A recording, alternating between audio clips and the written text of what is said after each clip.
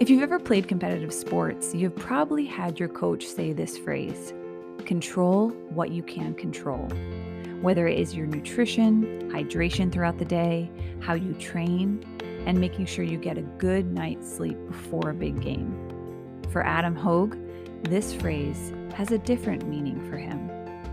Adam is known for his career as a Chicago sports broadcaster, but today, instead of sports, we are going to be talking about someone who means the world to him, and that is his son, James. James was diagnosed with 22q 1 month after being delivered early at 31 weeks. Adam is here to share his journey as a father and how he is learning to control what he can control while navigating his son's 22q. I am honored to introduce you to Adam. Welcome to the 22Q podcast. I am your host, Becky White, and today I have Adam Hoge with me. He is known for his incredible coverage of the Chicago Bears and has also covered baseball and football in Chicago since 2008. He can also be heard on the Hoge and Johns podcast, but today we are going to be discussing something other than sports. Adam will be sharing his son, James, with us today and his 22Q journey. So Adam, thank you so much for being on. And please introduce yourself. Yeah, thanks for having me, Becky. I'm excited to talk about all this stuff. I'm usually doing this on a daily basis, talking about sports. So it's good to actually talk about life sometimes. Right? Yeah. So, you covered a lot of it there. That I'm a sports reporter in Chicago, and my day-to-day is basically football and family. But my son, James, was born in 2014, so he's like 8.5 now. Like, I think a lot of people listening to this and going through the 22Q life, we had no idea this was coming, and I'm sure we'll get into the story and all that, but he's right now, he's a happy 8-year-old that goes to school, but we've certainly been through a lot of things. Right. No, of course. And if you had to use one word to describe James, what would it be? Probably caring. Yeah. Like, it's sweet. He's like the sweetest little boy. We have a 1.5-year-old daughter now, and he's like just the best big brother. Mm-hmm. So yeah, I think either caring or sweet Mm-hmm. would define him. Mm-hmm. Yeah. That's a common trait among most of the families I've been meeting, is they're just sweethearts. Yeah. I think there's like a certain innocence that maybe lasts a little longer, but yeah, he's always been that way. Like, Nice. for all his challenges, like any teacher that's ever been around him or anything is always just like, oh, we love James so much because he's just the sweetest little boy. Yeah. And we love that about him. Yeah. They are little heart stealers, aren't they? Yeah. Please tell me also like a little bit about your family. I'd love to hear. My wife is from Wisconsin originally. I went to school up in Wisconsin. That's where we met, but we live in the northern suburbs of Chicago. Obviously, James is 8, and then I mentioned our daughter Olivia. We call her Livy, and she's like 1.5 years. So we've 2 little cats roaming around the house. We used to have a dog, but she passed away a couple of years ago. Now I think we're gonna stick with the cats. But, sorry about that. The kids love them too, and nice. Then a lot of it's probably like normal family stuff. Like, we're running around. James plays basketball. He plays. He's swimming right now. We got baseball coming up, so he does a lot of that stuff. And so we're in a lot of ways normal parents of an 8-year-old, just shuttling him to wherever he's got to go after school every day. That's great. Awesome. So yeah, let's dive into your story. When did you first find out about the pregnancy? And so yeah, please share. Yeah. So our story's pretty crazy before even like any of the 22Q stuff happened. My wife actually needed surgery about 19 weeks into the pregnancy because of an ovarian torsion, where, that was terrifying. And, they were debating, because that's like right on the edge of where they'll actually do a surgery. And, there were like 2 options, like do a somewhat of a risky surgery while you're pregnant. I mean, I'm sure any surgery is risky when you're pregnant, or just like basically go on bed rest the rest of the pregnancy and expose the baby to all kinds of painkillers. which is not a great option either. So we ended up doing the surgery. It went fine, but she ended up having an infection a little bit later, and wasn't the end of the world, but it just like kind of everything from that point on was just like hard. In hindsight, it's kind of like those, you don't know what you don't know thing. But in hindsight, like other doctors have told us, like, you guys should have been high risk right away after that surgery, but they never treated it that way. So like we didn't really know, how careful we should be or whatever. So early July of 2014, where we usually go up to Minnesota where we have some family for the 4th of July. And we spent some time up there, and we were actually in the North Woods of Wisconsin on July 13th, which was supposed to be the morning we were driving back home to Chicago. And Krista woke up at like 5 a.m., like basically having contractions. And at this point, we were at 31 weeks. We're also about an hour and a half away from any hospital. Oh my So, because gosh. we're like really in the woods, just where my aunt and uncle have a cabin. So we end up driving to Wausau, a town called Wausau, Wisconsin. And fortunately, they have a great NICU there, which we didn't know. We were just trying to get to the nearest hospital. Oh my And, gosh. they did everything they could to prevent the birth from happening because he was so premature, but eventually it had to happen. So the next morning, on July 14th, essentially what turned out to be an emergency C-section happened, and James was born. So then it became a very confusing month of time. First of all, we're about 4.5 hours from home, and we're stuck, we're stuck there essentially. In, how insurance is, they wouldn't move him unless there was a medical reason for it. That entire month, they're like, he's obviously very premature, and so there's always issues that come with that. But there was one thing that was kind of confusing the doctors, and that was that he wasn't ever really taking to a bottle, those really small ones that they'd give a premature baby. But every time he would try to swallow, his blood oxygen level would drop dramatically. And while he was like growing and all, growing quite dramatically, obviously, for a premature baby over that course of that month, like that wasn't getting better.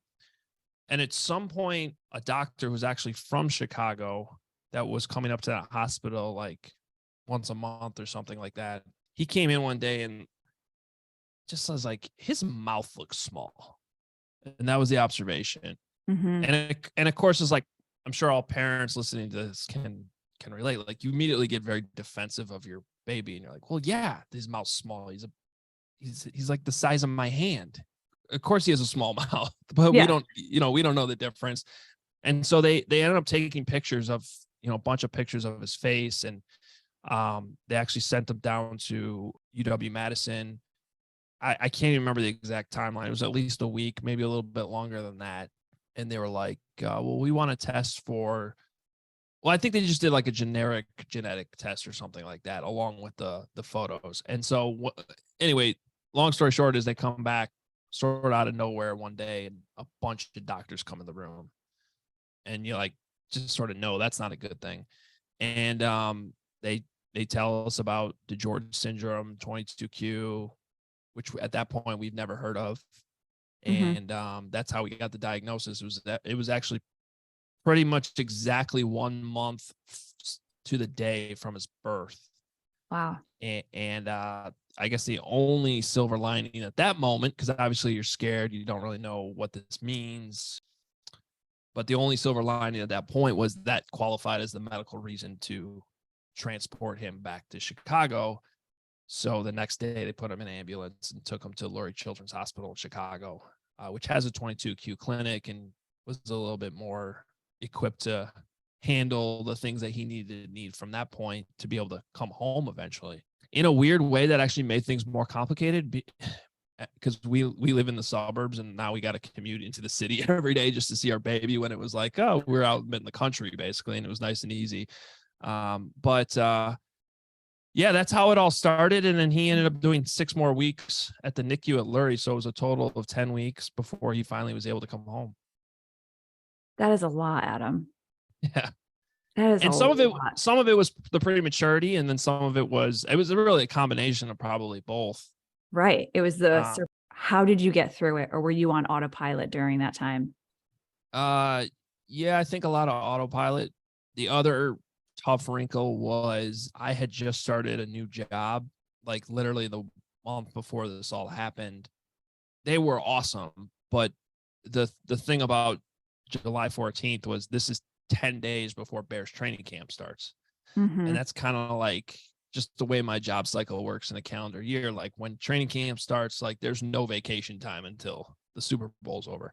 So my job was awesome about that, but I was commuting a little bit. The Bears at the point were still having training camp about an hour and a half south of Chicago. So I was trying like once or twice a week to still go down to training camp for a day or two and come back, because the thing about the NICU, and a lot of NICU parents can speak to this, like it is a lot of sitting around, and there's not a lot happening other than you're just trying to do whatever you can for your baby, which at some point is the doctors and the nurses have to do a lot of that. So, and my wife was essentially staying back there while I was coming back and forth a lot during that month.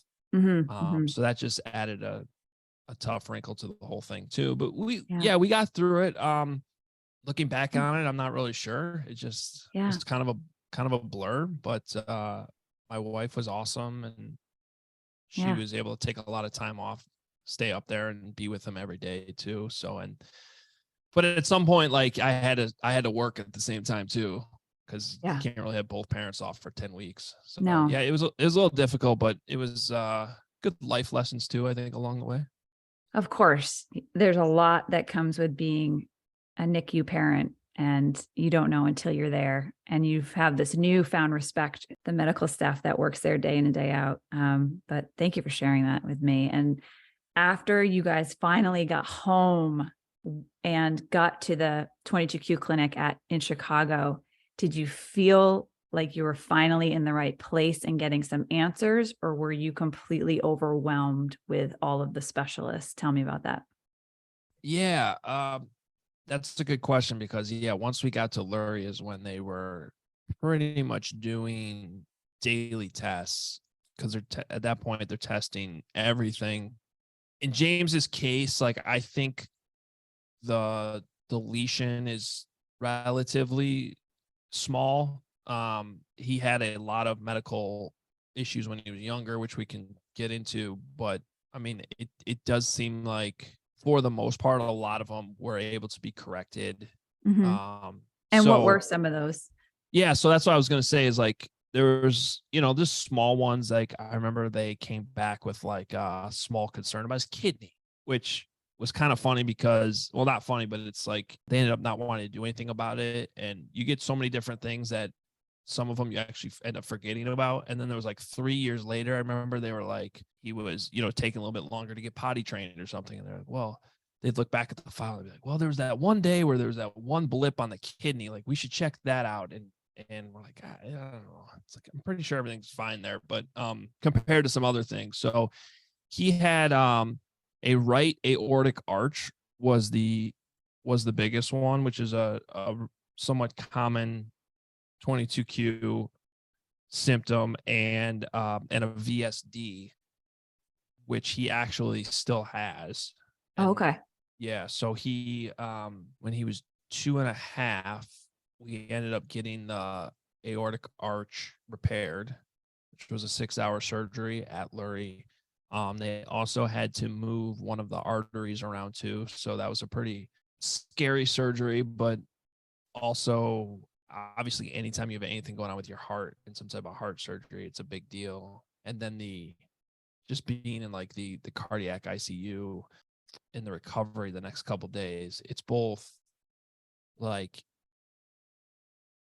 really, really hard, but also amazing to see how much like a little toddler essentially can just overcome something like that in a matter of days. I have this really cool video I still have on my phone that like I edited of each day. Mhm. And even just like you could see the expressions of in his face, because like the first, I forget if it was 24 or 48 hours, but he had a chest tube in after the surgery. And like just the difference between when the chest tube was in and when it comes out, like it was like miraculous. He's like all of a sudden like back to being James, just like that. Right. That was just a kind of a crazy thing to go through, but at the same time just shows you some of the miracles that they can pull off with medicine. Yeah. It's like essentially like just redoing the plumbing in your heart, because for those that aren't familiar with the arch, it basically wraps around. The problem is it was wrapping around his esophagus, and so that was part of his early swallow problems. And eventually it got to the point where it's like, well, you have to take care of this or he's not going to be able to swallow, because as you grow, everything inside you is growing too. Right. So he never had to get a G tube or anything. He was eating orally but still having a little bit of trouble. Yeah. So I kind of skipped over that, I guess. So just because I was kind of going in order of which were the biggest issues. But yeah, I guess going back to when he was able to finally come home from the hospital, when he was after 10 weeks in the NICU, they basically gave up on bottles. And so he was getting everything through a tube, but at that point it was just going through his nose. So when he came home, he was hooked up with that. He was hooked up with oxygen. We were supposed to, keep a pulse ox on his toe the whole time, which we ditched after one night because a kid kicking that thing around, the alarm was going off like every hour. And it was like, yeah, no. Yeah. I hear you. So, Remember those days. Yeah. So I want to say he was on oxygen only for probably a month after he came home, but the feeding, it just wasn't happening with the bottles. So we eventually had the G2 put in, and that's how he was fed that way for a long time. And then gradually we were able to introduce more and more bottles. And then I think by the time he was a year and a half, he decided he was done with it. He ripped it out one day. Wow. And so, and at that point we hadn't been using it that much. Like he just really was overcoming it. And he told you he was ready. Yeah, and he ripped it out one day, and we were like, okay, we called his pediatrician. We're like, what? He's like, well, if you're really not using it anymore, like it's fine. And he had no trouble transferring over to solids and liquid, and that's great. So the liquids was always the big problem. It was like once he got to the age where we could, do solid foods, he never struggled with that.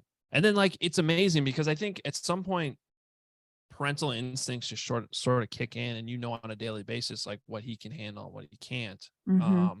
It's been 8.5 years. And it's sometimes, I know for me, so my son was born in April of 2014. So they're right around the same age, and we're near Boston. So we get all of our care up at Boston Children's. But it is just going back and thinking about those early days. You think to yourself, how did we do this? All of the doctor's appointments, all the surgeries. My son had open heart surgery as well. And I remember coming into that room and seeing them with all the tubes. But then 2 days later, he was so vibrant and just full of life and felt better after the surgery. And it's going back to those memories. You're just thinking, like, I know for my husband and I, we just think like, how did we do it? And you're just on autopilot, and you become an advocate for your child.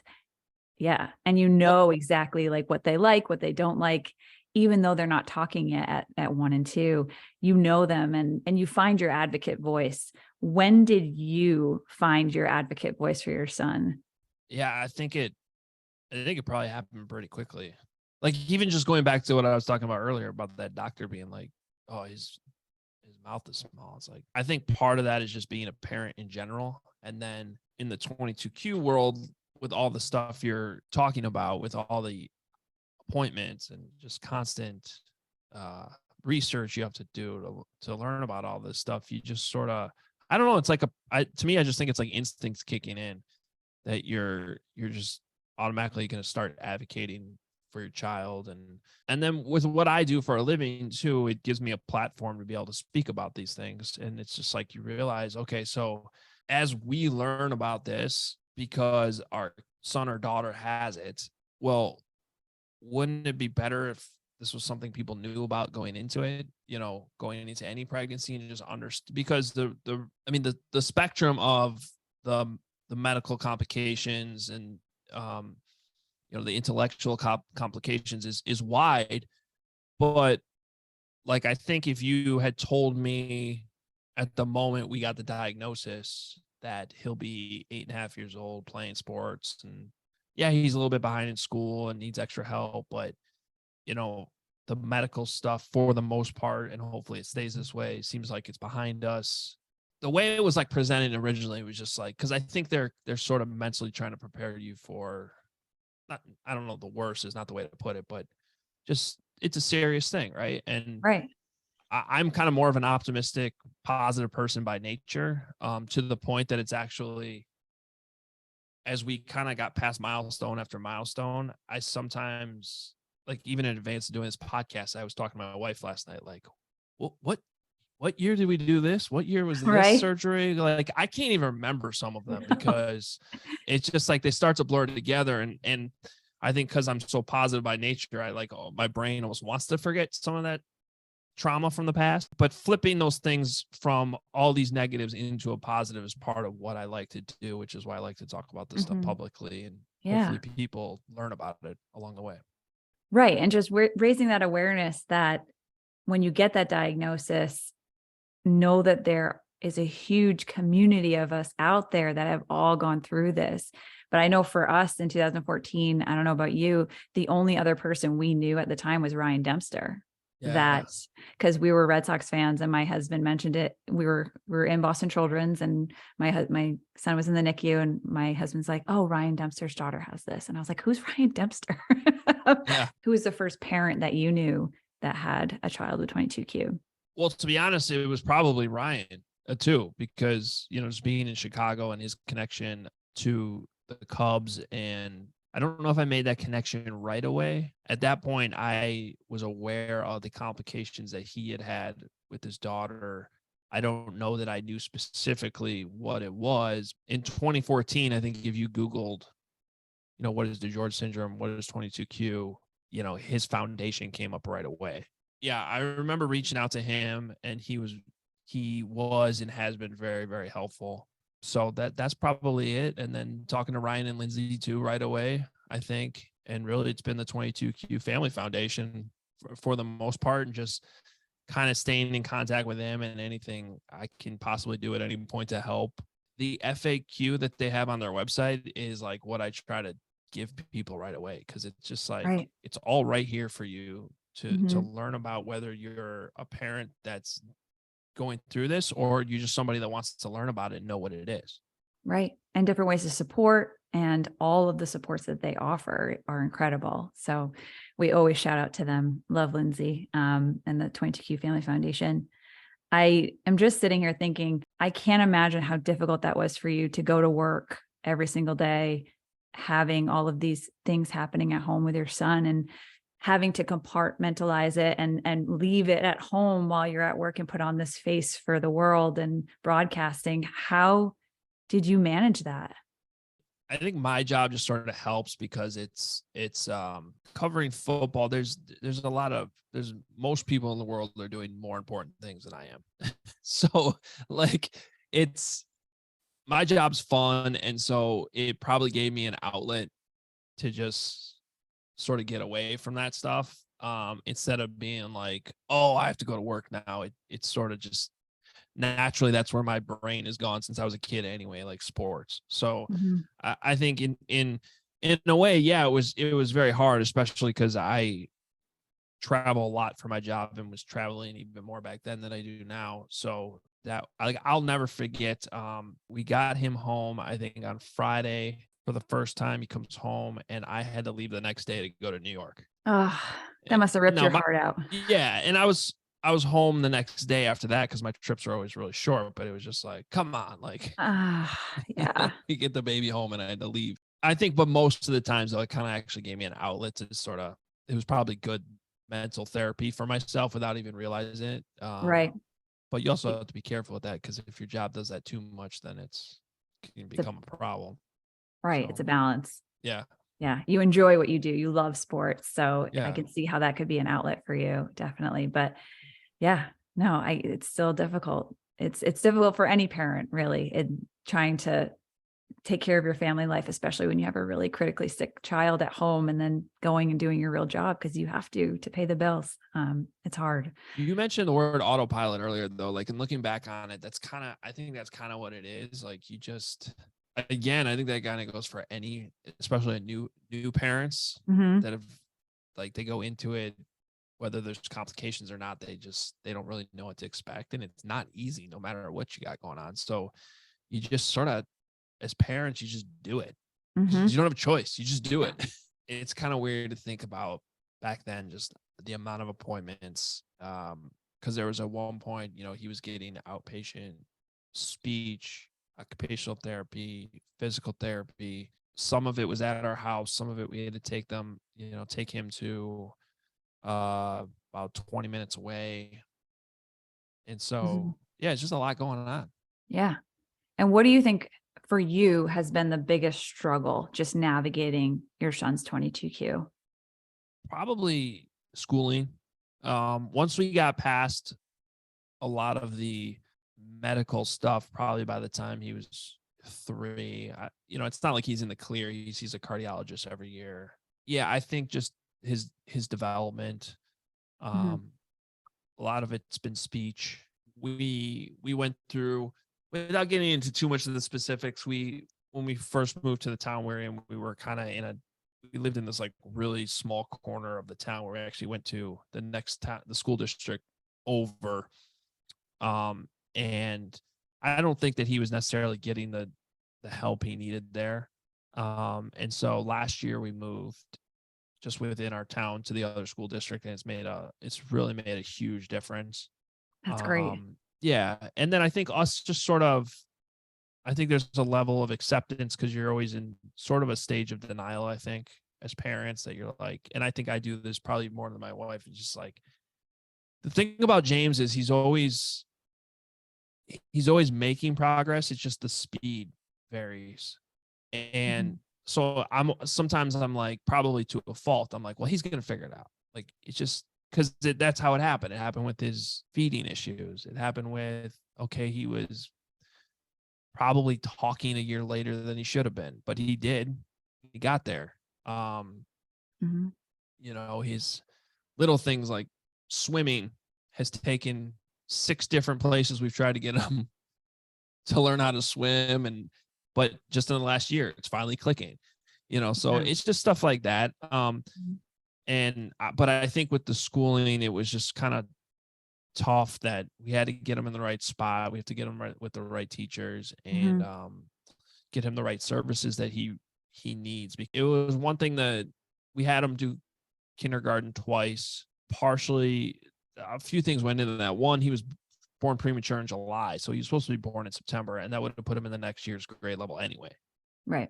Like, just if he had been born on time with no issues. Right. So we always made that argument, and then the pandemic was while he was in kindergarten, and that was just like a complete waste of time once we went to at homeschooling. Like, it was just complete waste of time. So we did that, but he's still like kind of behind his peers a little bit, and we're just trying to give him the help he needs. And so I would recommend looking into tutoring to parents that are going through that too, because that's really helped. And that's just done actually over the iPad. We do it that way virtually with someone who's not here, but because it's one-on-one and she's got the right programs and strategies to do it, it's way more helpful than those giant Zoom calls with 15 screaming kids on it. Yeah, those Zoom calls are just hysterical. The teacher's just like, can you turn your volume off? It's like herding cats. It's awful. That was honestly some of the hardest times. Yes. Because I was stuck at home working too. My wife's an OT, so she had to, even like during the darkest days of the pandemic, she had to go see patients, right? So she wasn't home, and I'm trying to work, and he's in kindergarten, the next room over.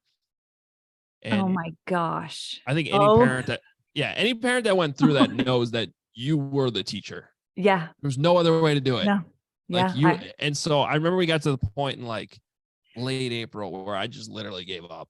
I'm like, this is not doing anything. And we like didn't finish the year. Yeah. Hopefully your teachers aren't listening, but yes. Yeah. No, they knew that at the time. It was like, because they started making things optional because it was just, even the it was, teachers understood that it was ridiculous. The teachers had checked out as well. Yeah. they were just like showing up at that point. Yeah. Right. We all were. We're it all just wasn't trying good to for anyone. survive at that point. Exactly. Oh, So, yeah. but that definitely set him back. Like, for considering that was like such a crucial point in his development, that was not the best timing. And so we're still trying to recover from that a little bit, I think. Yeah. Yeah. Do you have any really good quick stories of when you were on air and maybe him coming in the room and you being like, hang on, bud, hang on? Do you have any Yes, that definitely happened. Yes. So I was working for NBC Sports Chicago at the time. And so there's a lot of TV stuff we were doing, and it was almost all remote. Yeah, I think there was one time where I forgot to lock my door. Oh no! And he just came in, and I don't know what my wife was doing, but it was just like, okay. And I just put him on my lap, and I'm like, "Here's my son." And it was actually kind of a cool moment, and we had fun with it on TV. But yeah, that's the one that comes to mind right away. And then it was actually used to be the dog that would be the bigger problem, because she was a barker, and she would just start yapping when, I'm live on air, and it's just like, what are you gonna do? I mean, there's like nothing you can do at that point. No, that's hysterical. Well, that's good. What do you and James enjoy doing together as dad and son time? I think a lot of it is around sports. One of my favorite things is I coach high school football nearby, and he loves coming to the practices and helping out. So I'll bring him to practice, and then just kind of hand him over to the team managers, and they'll put him to work. Oh, that's great. And that's one of the things. So there's two things about James that I would say about like him. He loves to help, and he loves to know how things work. Mm-hmm. So if you give him like jobs that he's never done before, it's like the best of both worlds, because it's like he feels like he's helping you, and he's learning about something like, oh, how does that work? At the same time. So, anytime I can take him to a sports game, something like that, or, once we get into the spring, we can get outside more, just play baseball. He loves golf. He really loves golf. Does he really? Yeah. Nice. And so just hitting some golf balls around. We actually started getting him some lessons last year. So that's great. That'll be great bonding time with you guys, and just getting outside and just getting him active. And it sounds like he loves the football, which is so cute. Yeah.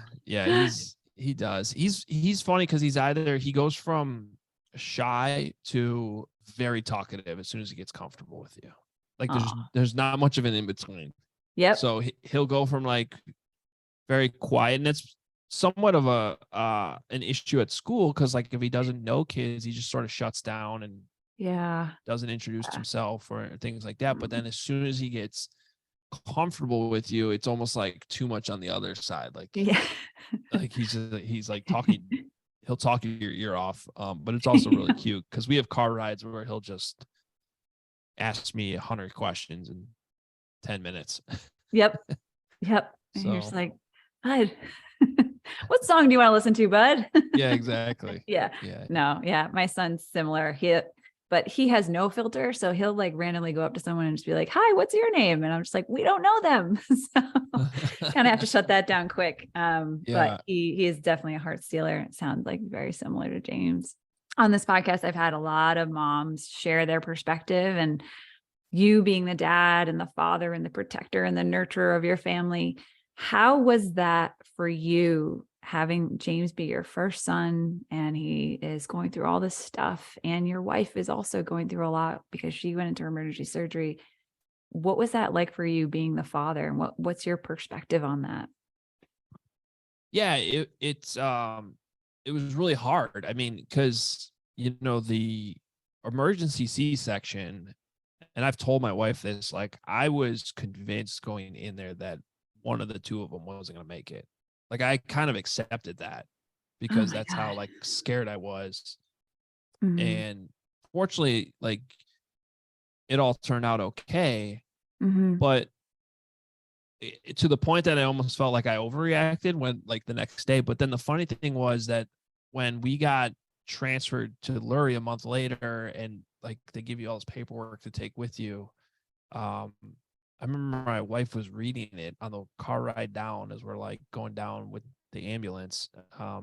His APGAR score was like extremely low. Like Oh, things like they didn't even like tell us how bad the situation actually was, like in oh, wow. hindsight. Probably because they're just trying to keep us calm and all that. So, but it sort of like validated the fears I had in the moment. I was like, okay, I thought that was really scary. So yeah, it was. Yeah. Because you're worried about both of them at the same time. And obviously at the same time, you're not the person going through, like you're not the one having surgery and being cut open. So it's you're just trying to be as supportive as possible. But Hmm. it was definitely like a very scary, tough thing to go through. Yeah. Um, Would helpless be an appropriate word to describe how you felt in that moment? yeah, because you didn't really know what to do. And it was just like, I think I accepted in the moment, like, there's nothing I can really do for the baby at this Hmm. point. Like, that is just in the doctor's hands. I just got to Hmm. like keep being positive to Krista, my wife. And it Yeah. turned out to be good lessons because we, not at all the same thing, but when Livy was born, she ended up being premature too, 6 weeks, Really? Oh, also C-section.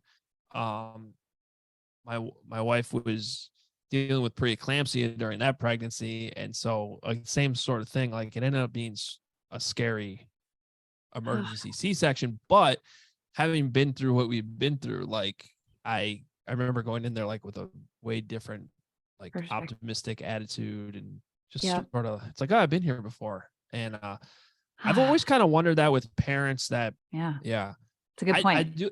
I have the one piece of advice too I would share with kids that are around James's age, or it sounds like yours age, like the one thing that's a constant sort of concern, especially on the schooling side, is just like, is he going to make friends? Does he have friends? Is he getting bullied? Um, Yep. and I would just say that one of the coolest things that I was able to develop with James, like probably a year and a half, 2 years ago, is just a level of trust with Hmm. him that, like, if anything happens at Hmm. school, like daddy will take care of it. Like you Hmm. just don't keep it inside. And I think that's Yeah. probably a hard thing, because you don't really ever know what's going on at school. And that's like, I think, hard for any parent. Yes. It was actually this little side story. We were coming home. Well, he had one of his yearly cardiology appointment. And so he had to go to school late that day because we had to do the appointment early in the morning. And appointment goes fine. And I'm just driving him. I don't think he realized he had to go to school afterwards. So he just like broke down crying in the car. But it was like a weird reaction. It wasn't like like you're just like don't want to go to school that day, because that happens. It was like this was different, to the point that I was like, James, what's going on? And it turned out like there was a kid who was being mean to him. And like I had to pull the car over and like get out of the car and give him a hug, because it just broke my heart. Um and we ended up handling it, and Hmm. it turned out to be okay. But like I told him that day, I was like, Hmm. anything like this is ever going on, you have to tell me and we'll make Hmm. it better. Right. Um, so I think that has helped, because I'm sure that like a lot of parents going through this, that's like their fear all the time. And that would just be my advice. Like whatever you can do to open that line of communication, if you're in that position to have that communication. Yep. Yeah. Um, No, it's a great, great point, especially with our 22 cute kiddos, because, for some of us, they can't communicate what's happening at school, but they know that it hurts. And I know for myself too, finding my son's community, finding what he can become a part of so that he has people has been a big struggle for us. The teachers have been fantastic and his one-to-one's fantastic, but it is terrifying as a parent of a 22Q kid, just finding their people, finding their community. yeah. finding their friends, and it hurts your heart. It really does. Yeah, Really, because really does. it's for us at this point, it's probably the biggest challenge. In James's case, he always kind of defaults to younger kids. My son too. Yeah, which makes sense because, right, they're not quite up to the peers that are in their, at Yeah. their grade levels. So, and I, that's okay. I think, but what's cool about it, I think that's one of the reasons why he's such a great big brother, yeah. because they're like best friends, even though their age gap is 7 Yeah. years. And they'll have each other, Yeah. which is sweet. Very sweet. I James's know. speech is, it's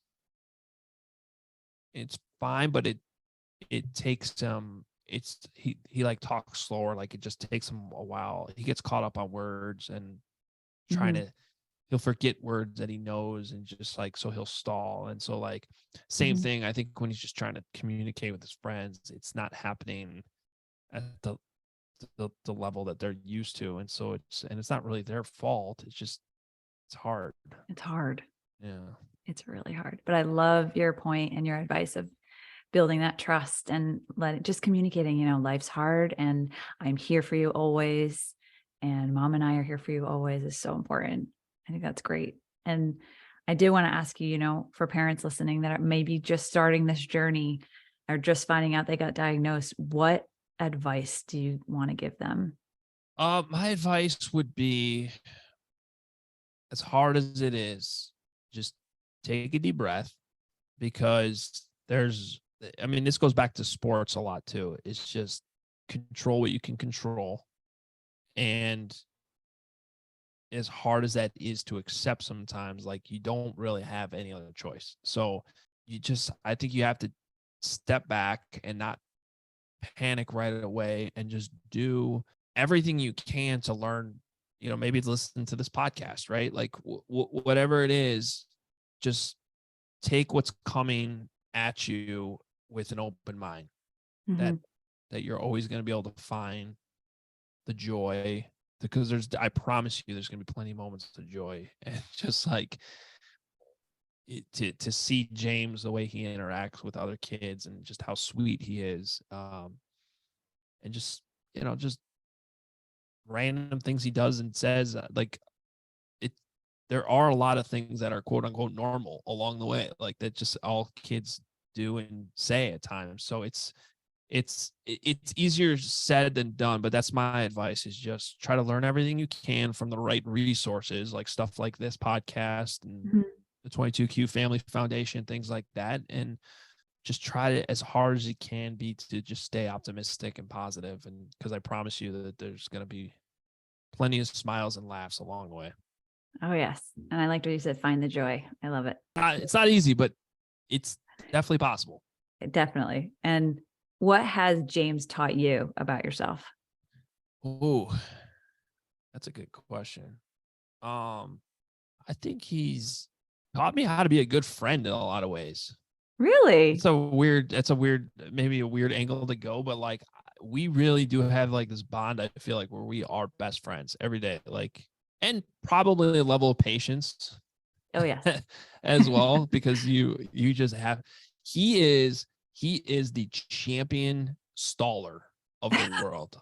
Like, I know all kids stall, but I'm telling you, this kid can find any little thing to stall, whether it's going to the bathroom or having to go to school or having to go to bed. It is unbelievable the things that this kid can pull off. And he like plays mind tricks with you. So like, being patient, but also like, because we are such good friends, like, I feel like I can mess with them at the same time.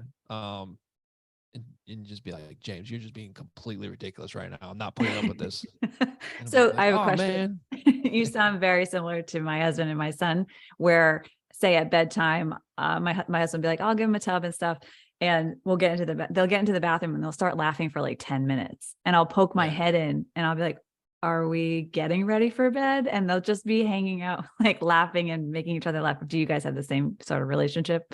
Absolutely. And part of that is because he's so good at manipulating you into also stalling. And it just sucks you right in. And then Yep. you realize that it's worked on you, because Oh, yeah. You spent the last 10 minutes just messing around, and instead of Yeah. be like, no, you're supposed to go to bed 30 minutes ago. Yeah. Yeah. Yep. I love it. No, 100%. I like to ask this question to all of the parents I have on, but when you had all those doctors come into that room that day in the NICU, and if you could go back in time to that moment and tell yourself something, what would you tell yourself now, knowing and living with James for 8.5 years? What would you tell yourself in that moment?